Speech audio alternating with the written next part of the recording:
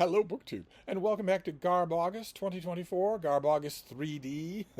This is Criminali's event where we read trash in the month of August, and I am reading quite a bit of trash in the month of August. I read a lot of trash anyway. Trash that doesn't know it's trash. Trash that thinks that it's the greatest thing since sliced cheese. But reading good old fashioned roll around in the muck trash is so much fun. I don't do much of it. In the rest of the year. I save most of it for August. Unless you're going to be a little bit mean on the subject, in which case you're going to say that I do a lot of trash reading in the rest of the year because I read things like Edgar Rice Burroughs or the Doc Savage novels or cheesy Edmund Hamilton science fiction and love it. And I do read those in the rest of the course of the year, but I don't like to think of them as trash. But here, I try to pick books in August where there is no doubt whatsoever. I only get into trouble in Garb August when I have a little doubt and I push on anyway and read the book. Because ordinarily there's going to be something involved there that's going to muddy the issue for me. And last night, I grabbed one of the 35-cent paperbacks that I've been accumulating for months now, specifically for Garb August. I grabbed one of those hoping that it would not raise those ambiguous questions, that it would not let me down. And it did not. It was pure trash. It's by an author going by the name of Alan Reef, and it's The Lady Killers. It's Cage #1, The Lady Killers. So the series is called Cage. No idea if there are other books in this series. This is the first one. And it deals with the Cage brothers. And at first you don't think that it does, because the main character is Hunt Cage. And he is a jet-setting, gun-toting PI, investigator, crime solver, / don't take no jive figure. A little bit of an odd, ambiguous type thing in an early Ed McBain novel. Ed McBain's characters wouldn't hesitate to put Hunt Cage in jail. They would just say, no, you don't get to wave around a gun without a permit. You don't get to threaten people or shoot people without anything, without any reason other than that you didn't like them. No, we're going to arrest you and throw you in jail, throw away the key. In the world of espionage thriller type He-Man 1970s action hero novels, that's all the justification that he needs. This was written in an era where crime was rampant, graffiti was everywhere, smog was unbelievable. An American living in, if you were born in the 21st century, you wouldn't have any idea what New York City or Philadelphia or Boston was like in 1975. You just wouldn't have no idea. You would think maybe, okay, things would be cheaper and maybe the cars would be bigger, but you wouldn't think about anything more than that. You have grown up in the grip of the greatest real estate boom in the history of the world. So you would think, okay, well, if there's an empty lot, then someone has already bought it. It's primetime urban real estate. So somebody's already bought it, and it's only going to be empty for a few minutes, and there's going to be an interminable construction done on that lot to make a gigantic 40-story iStore. And if there's graffiti, that's just because the city parks department has not got around to blasting it off that building. It won't stay there. It won't grow to encompass the whole building. And there won't be any crime. Effectively, there won't be any crime. And when I take off in my plane from Logan Airport and I look back at the city, well, it'll just be shining there in the sun. It won't be surrounded in a cloud of noxious dirt. You won't have to walk around in a cloud of noxious dirt called smog. You won't have to worry, what's the smog like today? As I walk around the street. You won't have to worry about that. But once upon a time in the 1970s, you did. You absolutely did have to worry about all of those things and so many more. So many more. I know people pine nostalgically for the past, but you had to worry about so many other things in a city in the 1970s. Odor, for instance. Virtually nobody took care of their odor, of their bodily odor. And yes, every house had a shower, but people mostly bathed, and they bathed twice a week. Smoking. Absolutely ubiquitous. Everywhere. In cabs, in elevators, on subway platforms, inside subway cars. Absolutely unavoidable. No way to avoid it. so that if you cared about such things, you were going to be breathing that in and reeking of it by the end of an hour in a city. And also crime. Plenty of crime. Daylight crime, but also nighttime, a given. You take a wrong step down one street, doesn't have to be an alley, the wrong street at the wrong time, you could be facing crime. Injury, maybe death. Now, I'm not saying that there weren't positives, because if you didn't encounter, if you were in, let's say, New York City, let's say, just as a random example, if you were in New York City and you went out to eat at night with the smog and the graffiti and the crime, your meal would cost $3. And the food would be absolutely delicious, far more delicious than now. The thing the difference would be that it does not have any preservatives in it. That is, it's none at all. So it has to taste good on its own. And it costs $3 for two people for an evening's meal that is generous. So you'd notice that. Right away you would notice that. And if you manage to walk home through those dark, fog-shrouded, crime-infested streets to your apartment, well, you'd have a third-floor walk-up. You'd have 3 rooms and a bath, and the laundry would be at the end of the hall. And that apartment would cost you $150 a month. And that same apartment exists today, 50 years later, and costs $3,500 a month. $3,500 a month for the same third-floor walk-up apartment. Laundry, still at the end of the hall.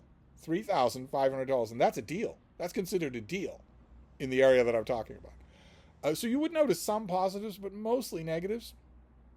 And it's that seedy, fog-enshrouded world that is the hunting ground for Hunt Cage as he goes about dealing with criminals and scofflaws of all kinds with his handy gun, his Magnum, 357 Magnum. It'll blow a hole the size of a subway tunnel in a normal person. Does he have a right to have such a gun? Does he have police permission to use it? Is he deputized in any way? No. He's just a vigilante. That's all. The point I was trying to make about all of those, the seedier aspects of this time period, is that it led to people wanting to read about vigilantes who take the law into their own hands to put away the scum and punks that are otherwise ruining their days and nights. People flocked to see this sort of stuff in the theaters, and they were happy to read it in books.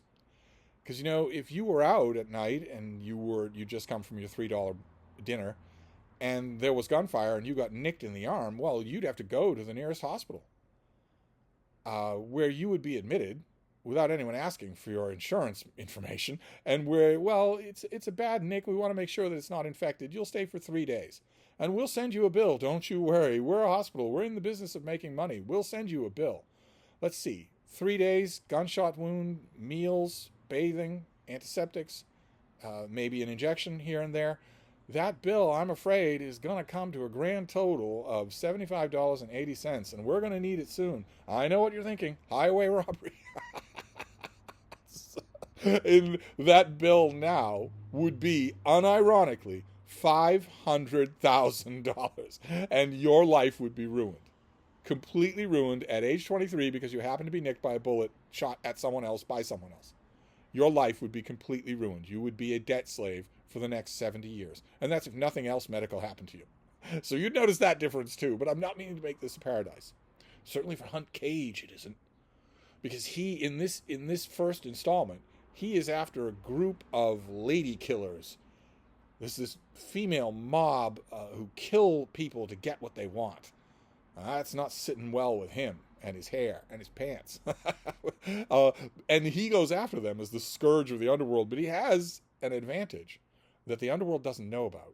Nobody knows about it, which is that he has a twin brother. Hadley. He calls him Lee. As I believe you would too. Hadley, his twin brother, is every bit as much the action hero as Hunt is.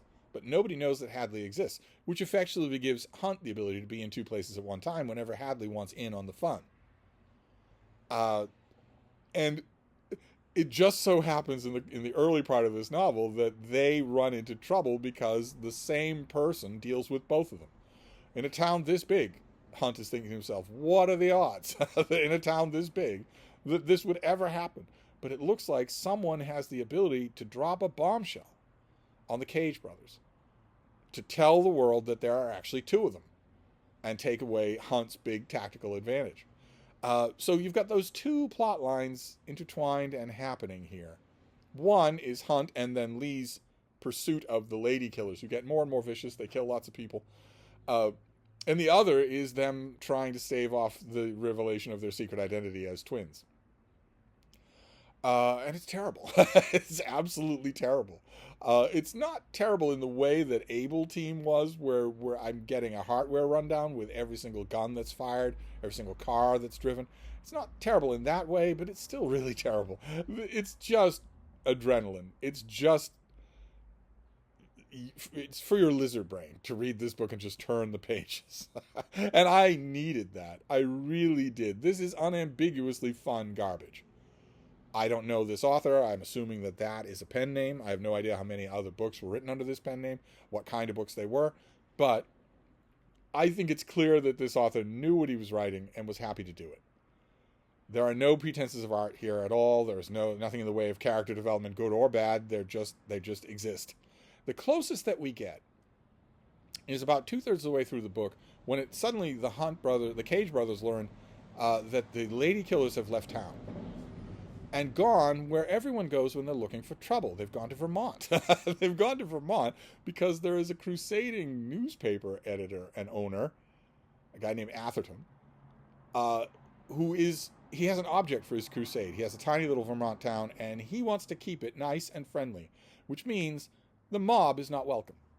He doesn't want the mob taking over the snow lifts or the grocery stores or the liquor stores or anything like that. He doesn't want the mob coming to town. And he has galvanized the local law enforcement and all of the people with nonstop press about that prospect.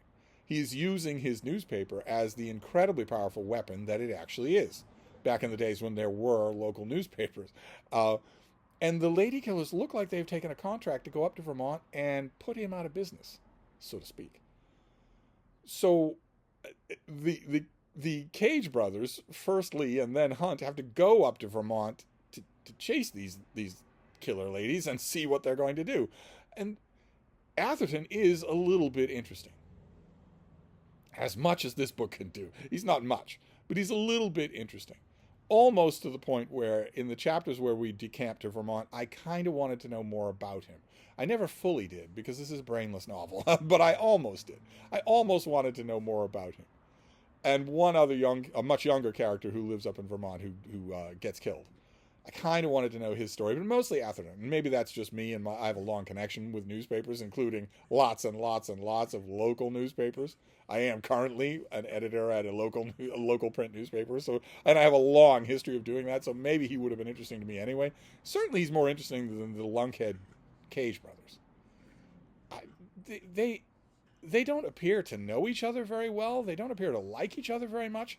Both of them, each one inconveniences the other, and needlessly, time and time again, when they're tailing suspects, when they're hiding out from suspects in cheap hotel rooms that would have cost them $1, or when they're surveilling their suspects as the suspect pulls their gigantic car over on the sidewalk and goes into something called a phone booth. All this is just going to be terra incognita to you 21st century babies. But once upon a time, nobody had cell phones. Once upon a time, if you wanted to make a call and you were out and about, you had to use something called a payphone, a big plastic booth that you stepped into. And if you were lucky, there was a working door and you could close it. And if you were lucky, the phone in there would work. Sometimes there was a gigantic yellow phone book hanging from a chain, so that if you were in a phone booth and you needed to call a cab, maybe, or something, you had a phone book there that you could consult. And then you would put coins in the phone, and you'd get an operator and a dial tone, and you would put your call through. I don't know exactly what percentage of my life I have spent in phone booths. It's not a large percent, but it's not nothing. Once upon a time, they were a fixture of our daily life. When they started out, they were fully enclosed. They were tall wooden enclosures. A small phone booth where you had total privacy. Not just auditory, but visual privacy. You could go into a phone booth and close the door. And there's some of them. In some of them, there was a sign up top that showed people that it was occupied, which is why a long, long, long time ago, 70, 80 years ago, writers and radio producers had the idea of having Superman, Clark Kent, change into Superman in a phone booth. Only a few years after that gimmick was cemented in the public imagination, it was outdated. And for 60 years after that, people who knew what phone booths were thinking, well, you wouldn't have any privacy. The phone booth is transparent. You wouldn't have any privacy if you were changing inside a phone booth. But the reason why that gimmick existed in the first place is because once upon a time they weren't transparent. You would have privacy doing that, except that everyone would see you go in and everyone would see you come out.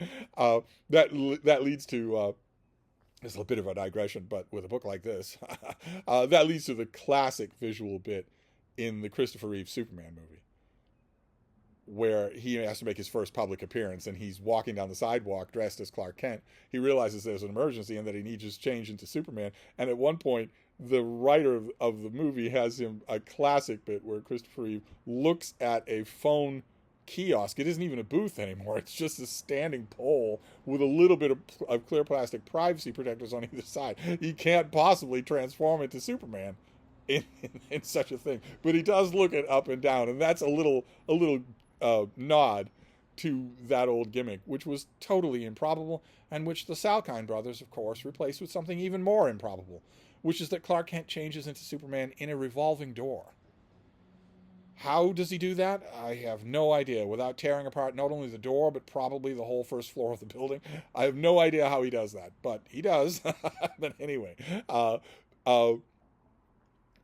I was saying is that the Cage brothers aren't real characters and don't appear to really like or know each other at all. So I certainly didn't have that going for me. I confess, by the end of this book, hoping for a little twincest, and I didn't get any. And I'm sure that if there were ever any other Cage novels, I'm sure that the brothers are never that interesting. So that was a return to form for Garb August. At least it was that. It was truly trashy trash. Maybe it's an unconfirmed hypothesis, but maybe the place to go for pure, undefiled trash is, in fact, the 70s. At the time, in the 70s, we all suspected that was true. Maybe it is true. Maybe to get true trash, you need to go to the 70s. We shall see. The one thing that didn't really happen in this book that I was kind of expecting was for the two brothers to be captured and held side by side, where they have to help each other out of a jam, and the villain is monologuing about how, oh my, there are two of you. If there are future Cage novels, probably that happens in one of them, but I'm not going to go hunting for these things. No pun intended. If one of them crosses my path, if there ever was a Cage 2, I would certainly read it. But I am back on track for Garb August. So, what am I going to do about that? Since I can't help but turn everything into a psychodrama, what am I going to do about the fact that I'm back on track with Garb August? Am I going to go back to another 1970s paperback and take it easy? Capitalize on my winnings? Or am I going to adventure again, where I could be disappointed? I don't know. I add my reading as the day goes on, so we'll find out together. I'll find out tonight, and I will reveal all tomorrow. So I will wrap this up for now, and I will see you then. Thank you, BookTube.